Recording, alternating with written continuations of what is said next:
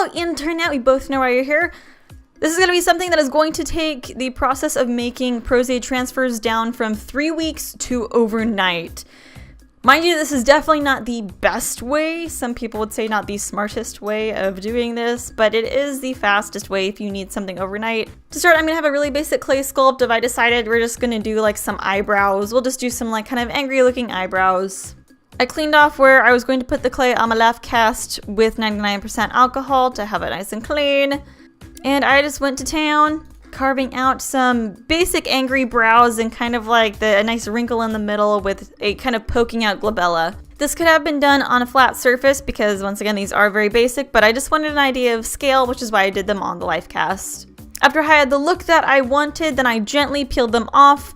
This is kind of where the first derp occurs because what I should have done is I should have put some dish soap and let it dry onto the life cast before I added the clay, so then I could probably flow them off later on, but I just completely derped on that. So taking them off was a bit rough. Since the smoothed down edges didn't come along with it, and I ended up smoothing them down again on a paper towel, I lost a bit of the size that I had initially when they were on my life cast. Once I had the edges smoothed down and they're nice and secure on a paper plate, I mixed up alginate from Smooth On.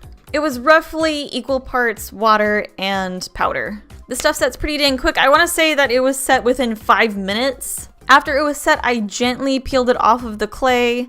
This is where another derp happened where I should have probably taken some alcohol and kind of went around with a Q-tip on the inside of the mold to make sure that there was no clay left over, because there was some clay left over and ended up sticking onto the prosthetics in the final result. So this is where we start to do something kind of weird, because you're not really supposed to use alginate for a really long time because it does eventually dry out. It starts to dehydrate really quickly, and the alginate actually kind of starts to, for lack of a better word, it starts to sweat. Like it gets really moist on the outside as it's like pulling moisture out of itself. So what we're going to do is we're going to stick the alginate in the freezer to prevent it from dehydrating and to keep our mold intact. But while it's still getting cold, if it starts to like sweat on us, like I mentioned before, I'm going to pad the inside of this mold with translucent powder. In case water does start, coming out of the alginate, it's going to have something to soak it up. I found that this step is quite necessary because if you don't, then the alginate can start kind of watering down your prosthetic transfer material. This is also one way too why this is not the best method to make Prosaide transfers, because you're gonna have kind of this really light layer of powder on top of your Prosaide transfers when they come out of the mold, and the powder is just kind of like embedded in there, and it's not as good a texture as it should be. Unfortunately, I didn't think to try to get a close-up of that to better explain it, but it definitely jacks the texture. So after powdering the mold, then I mixed up my Prosaide material. I mixed together Prosaide and Cabosil. There's not an exact ratio I've discovered. You just kind of I start with the powder and then I add in the Prosaide until you have a nice comfortable paste. I overestimated how much Prosaide I had left, however, so this ended up being a lot drier than it should be. And it was a little bit too thick quite, but it still kind of got the job done for our purposes.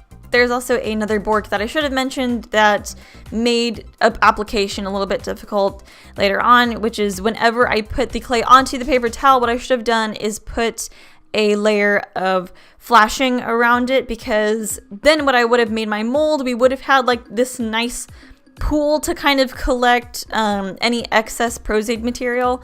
I'm gonna put a picture up here of what it should have looked like, because then the mold would have had that nice ring around it to collect any excess material, and it would have helped me make the edges a lot smoother around the prosthetics themselves. The plastic that I'm using on the top right there is actually prosthetic transfer paper.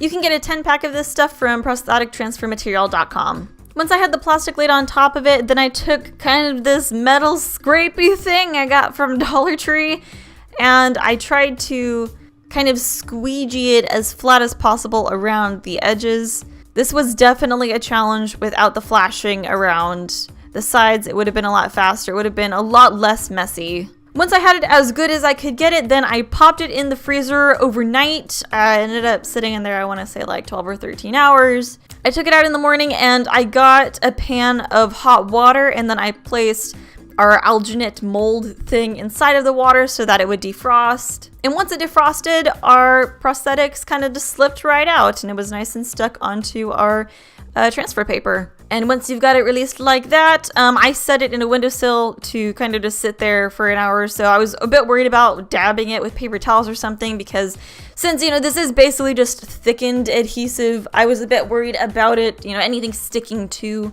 the transfers. And you are basically free to treat these as any other Prosaide transfers. So this is just a nice, quick, and affordable way to get her done. I hope you enjoyed this video. If you want to continue to witness my progress learning special effects makeup, or you want to watch 3 men play a lot of video games, you should subscribe to this channel. Whatever day it is that you're seeing this, I hope you're having a good one, and I will see you the next time I do video stuff.